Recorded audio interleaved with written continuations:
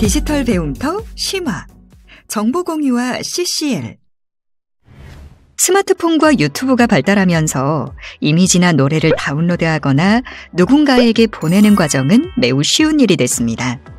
하지만 무단 사용은 저작권 위반입니다. 엄연한 범죄 행위죠. 그래서 저작권을 제대로 아는 것은 매우 중요한 일이 됐습니다. 한때 전 세계를 뒤흔든 강남스타일. 세계 각국에서 사람들이 말춤을 추며 강남스타일을 따라 불렀고 그 모습을 인터넷에 올렸습니다. 그런데 만약 원작자가 저작권을 주장했다면 어땠을까요? 전 세계인이 만들어낸 다양한 스타일의 강남스타일은 없었을 겁니다. 정보 공유는 단순히 다른 사람의 컨텐츠를 무료로 사용하는 것이 아닙니다. 저작권을 인정하고 일정한 조건으로 다른 사람이 자유롭게 이용할 수 있게 허락하는 겁니다. 올바른 정보 공유, 정당한 정보 교류가 이루어질 수 있는 새로운 공유 문화를 만들어갈 수 있습니다. 오늘은 시대를 대표하는 직업, 직업의 변화, 그리고 직업과 기술의 관계에 대해 알아보겠습니다. 정보 공유 운동. 여러분 안녕하세요. 이메리입니다. 정보공유 운동은 1983년 미국의 리처드 매슈 스톨먼이 자유소프트웨어 재단을 설립하고 GNU 프로젝트라는 자유소프트웨어를 개발하면서부터 시작됐습니다. 그럼 GNU 프로젝트는 왜 시작하게 된 걸까요? 1970년대 컴퓨터 프로그래머들은 자신이 만든 다양한 프로그램들을 공유했습니다. 당시에는 상업적인 컴퓨터 회사도 누구나 사용할 수 있는 자유 소프트웨어를 배포했기 때문인데요. 이러한 자유로운 배포는 프로그래머들 간에 아무런 제약 없는 협력을 가능하게 했습니다. 하지만 1980년대에 이르러 거의 모든 소프트웨어가 소유와 독점에 관한 법률에 의해 제한되었죠. 법적 권리를 앞세워 소유권자들은 소프트웨어의 자유로운 이용을 통한 사용자들의 상호 협력을 금지했습니다. 이런 협력에 대한 금지를 깨고 컴퓨터 공동체에 있던 상호 협력의 정신을 되살리기 위해 시작된 것이 바로 GNU 프로젝트입니다. 자유 소프트웨어에는 실질적으로 4가지 자유가 보장되는데요. 첫째, 목적에 관계없이 프로그램을 실행할 수 있는 자유. 둘째, 프로그램을 복제하고 친구나 동료와 함께 이를 공유할 수 있는 자유. 셋째, 소스코드를 원용해서 이를 수정해서 새로운 작품을 만들 수 있는 자유. 마지막으로 개작한 프로그램을 배포할 수 있는 자유입니다. 여기서 자유 소프트웨어는 복사와 사용, 연구, 수정, 배포 등의 제한이 없는 소프트웨어 혹은 그 통칭입니다. 즉, 소프트웨어를 개발한 개발자가 저작권을 갖고 있지만 저작권료를 요구하지 않고 자신의 저작물을 모두가 자유롭게 이용할 수 있도록 해준 것이죠. 소프트웨어 수정과 수정본의 재배포는 인간이 해독 가능한 프로그램의 소스코드가 있어야만 가능하며 소스코드는 GPL 등의 라이선스를 통하거나 혹은 극히 드물게 퍼블릭 도메인으로 공개하기도 합니다. 이런 자유 소프트웨어처럼 소프트웨어를 무료로 배포하는 또 다른 방식에는 프리웨어, 오픈소스가 있는데요. 어떤 차이점이 있을까요?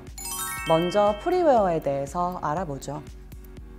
소프트웨어를 개발하는 데는 다양한 형태로 개발비가 들어가는데요.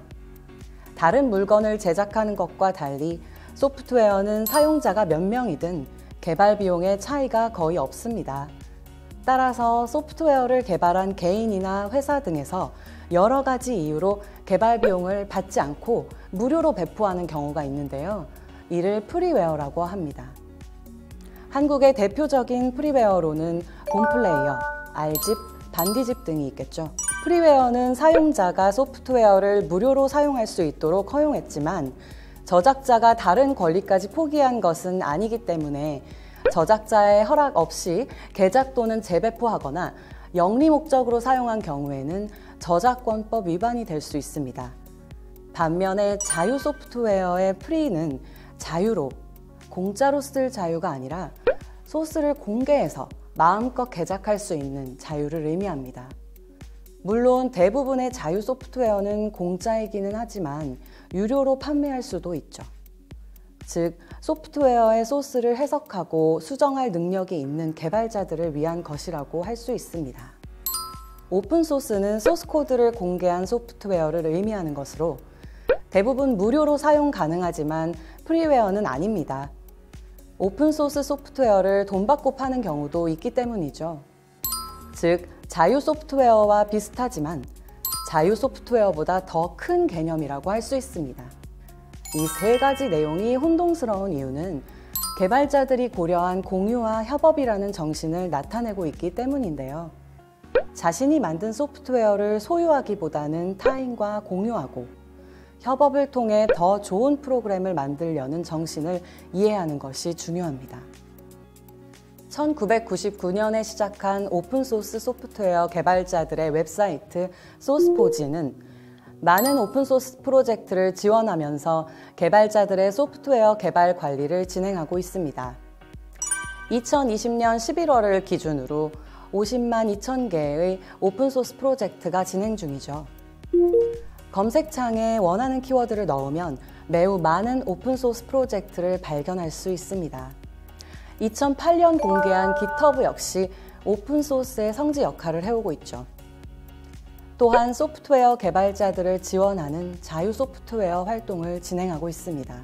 예전에는 공개 프로젝트가 무료로 사용 가능했고 비공개 프로젝트는 비용을 지불해야 했는데요. 2018년 마이크로소프트가 GitHub를 인수하면서 2019년 1월을 기점으로 비공개 저장소도 무료로 이용을 허락했습니다. 그 외에 2020년 3월까지 다양한 유료 서비스가 존재했지만 4월을 기점으로 개인 개발자를 대상으로 거의 모든 서비스를 무료로 제공하기 시작했습니다. 전 세계의 많은 개발자들과 소프트웨어를 개발해보고 싶다면 소스포지, GitHub 사이트를 활용해 보시면 좋을 것 같습니다. 정보 공유 프로젝트. 이번에는 많은 사람들의 참여로 만들어진 정보 공유 프로젝트에 대해 알아볼까요? 정보 공유에 대해 언급하는 많은 사람들이 첫 번째로 떠올리는 것은 구텐베르크 프로젝트인데요. 인쇄술을 발명해 지식의 전달을 급속도로 확장한 요하네스 구텐베르크의 이름을 딴 프로젝트입니다. 이는 지금까지 인류가 남긴 자료를 모아서 전자정보로 저장하고 배포하는 것으로 1971년 미국인 마이클 하트에 의해 시작되었습니다. 프로젝트의 목표는 인터넷에 전자화한 문서를 저장해 놓고 누구나 무료로 책을 받아 읽을 수 있는 가상 도서관을 만드는 것이었는데요. 이를 위해 수많은 자원봉사자들이 인터넷을 이용해 고문서들을 읽고 전자화했습니다. 2020년 11월 기준으로 6만여 권의 전자문서와 전자책이 등록되어 있는데요. 매주 50여 개의 새로운 전자책이 등록되고 있습니다. 프로젝트에 등록된 전자책은 대부분 소설, 시, 단편소설, 드라마 등의 서구의 문학작품인데요. 그 외에도 요리책, 사전류, 전기 간행물이 포함되어 있으며 일부 오디오 파일과 음악 악보 파일도 있습니다. 대부분 영문서적이지만 기타 언어 문서도 꾸준히 증가하고 있습니다. 검색과 찾아보기를 통해 다양한 도서를 검색할 수 있는데요. 아직 한국 도서가 50권 이상이 되지 않아 한국어는 제공되지 않지만 사이트를 한국어로 번역하면 한글 상태에서 다양한 책들을 찾아볼 수 있습니다. 로마 문화권 문학을 전산화하는 영문 프로젝트인 구텐베르크에 자극받아 한국에서도 유사한 문화운동인 직지 프로젝트가 있었습니다. 이는 첫 직지직이인 김민수가 1992년부터 준비해 1998년에 공식 주소를 받아 시작됐는데요. 시작한 지 1년 6개월 만에 30여 권의 작품을 전산화해 일반에 공개했습니다. 이후 지적재산권 문제를 해결하고 공동 전산화 작업을 꾸미기 위해 5년의 시간을 보낸 끝에 2003년 위키라는 공동 저작 환경을 만들었죠. 하지만 2015년 7월 7일 갈무리 되면서 현재는 아이디어 회관 SF 직지 프로젝트 1999의 형태로 남아 있습니다. 공정이용 CCL. 이번에는 정보공유 확산 방법에 대해 알아보겠습니다. 저작권법 제46조에 따르면 저작재산권자는 다른 사람에게 그 저작물의 이용을 허락할 수 있고, 이용 허락을 받은 자는 허락받은 이용 방법 및 조건의 범위 안에서 저작물을 이용할 수 있습니다. 저작권과 관련한 이용 허락은 당사자 간의 계약을 통해 이루어지는 것으로 개별적인 계약을 한 특정인에게만 이용이 허락되고 다른 이의 이용은 금지되죠. CCL은 2002년 미국에서 시작해서 2005년 한국에 유입된 것인데요. 자신의 창작물에 대한 다른 사람의 자유로운 이용을 허락한다는 내용의 자유이용 라이선스로 이용을 위해서는 이용 방법과 조건을 지켜야 합니다. 자유이용을 위한 최소한의 요건으로는 4가지 이용 허락 조건이 있으며 이 4가지를 조합해 6가지 유형의 라이선스가 있습니다.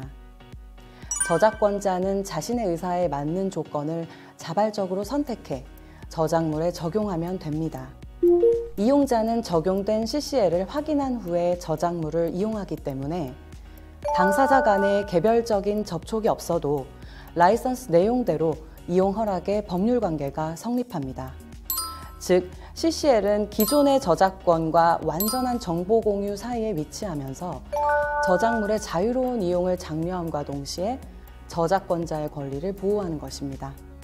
소프트웨어만을 대상으로 하는 정보 공유로 GPL, LGPL 등이 있다면 CCL은 소프트웨어를 제외한 모든 저작물을 대상으로 현행 저작권법의 틀 안에서 저작물의 이용관계를 더욱 원활하게 만드는 역할을 하고 있습니다. 이러한 CCL은 CCL을 사용하는 저작권자나 CCL이 첨부된 저작물을 이용하는 이용자에게도 무료로 제공됩니다.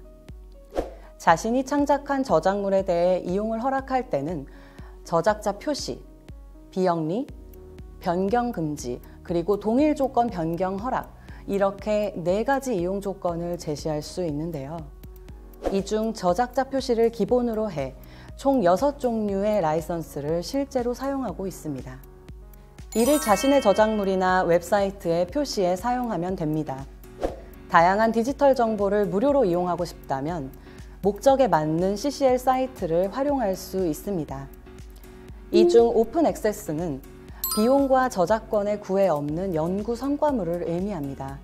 즉, 저자의 비용 부담, 이용자의 무료 접근, 시공간을 초월한 상시적 접근, 저자의 저작권 보유 등의 4대 원칙을 강조하는 정보 공유 체제로 구글 학술 검색을 비롯해 많은 학술 논문 사이트들에서 비용 부담 없이 다운로드할 수 있는 자료를 제공합니다. 또 플리커는 세계 최고의 온라인 사진 관리 및 공유 응용 프로그램으로 소중한 사람들과 사진 업로드, 수정, 사진 관리, 공유, 지도, 만들기 등을 실행할 수 있습니다.